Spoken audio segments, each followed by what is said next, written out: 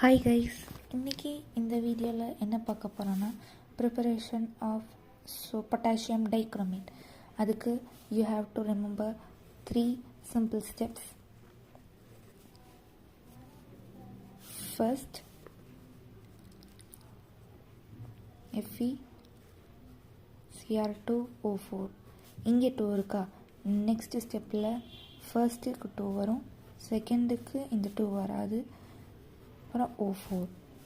Next ரெண்டு இதுலேயுமே 2 வரும், Na2Cr2O7. இப்போ நம்மளோட ஃபைனல் ப்ராடக்ட் என்னென்னா K2Cr2O7. இதுக்கு எடுக்க போகிற ரியேஜெண்ட் KCl. அதனால தான் இங்கே இருக்க எண்ணெய் K2வாக மாறிடுச்சு. அப்புறம் மீதி இருக்கிற எண்ணெய் இங்கே NaCl ஆகிடும். மீதி இருக்கிற எண்ணெயும் இந்த சிஎலும் NaCl மாறிடும். ஸோ டு பேலன்ஸ் இங்கே 2 எண்ணெய் இருக்கனால, இங்கே எண்ணெய் 2 இருக்கனால இங்கே 2 எண்ணெய். ஸோ நெக்ஸ்ட் ஸ்டெப், இந்த ரியாக்டன்ட்டு தான் செகண்ட் ஸ்டெப், அதாவது முன்னாடி இருக்கிற ரியாக்ஷனோட ப்ராடக்ட். So Na2Cr2O7. இதுக்கு ஒரு ஸ்ட்ராங்கான ரியேஜெண்ட் எடுத்துப்போம், அதுதான் கான்சன்ட்ரேட்டட் சல்ஃபியூரிக் ஆசிட். இப்போ ஒரு ஃபார்ம் ஆயிடுச்சு.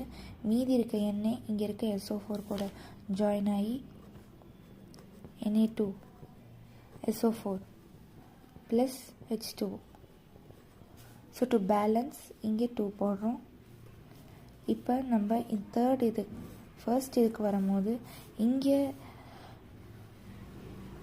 இருக்கிற ரியாக்டன்ட் இங்கே ப்ராடக்டாக வரும், same as the previous step.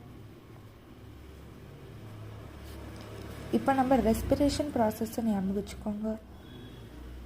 we inhale oxygen and exhale carbon dioxide. இப்போ இங்கே இருக்க FeCr2O4 எப்படி இதாச்சுன்னா, இந்த ஓர்லேருந்து தான் வந்தது.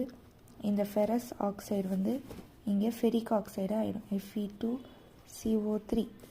ஸோ இதோட சேமாக இருக்கிறது பார்த்திங்கன்னா, இங்கே ஆக்சிஜன் இருக்குது, இங்கே O2 இருக்குது. So sodium carbonate. அப்புறம் you remember a number 8 to 8. So இங்கே 8, இங்கே 2, இங்கே 8. டு பேலன்ஸ் இங்கே 4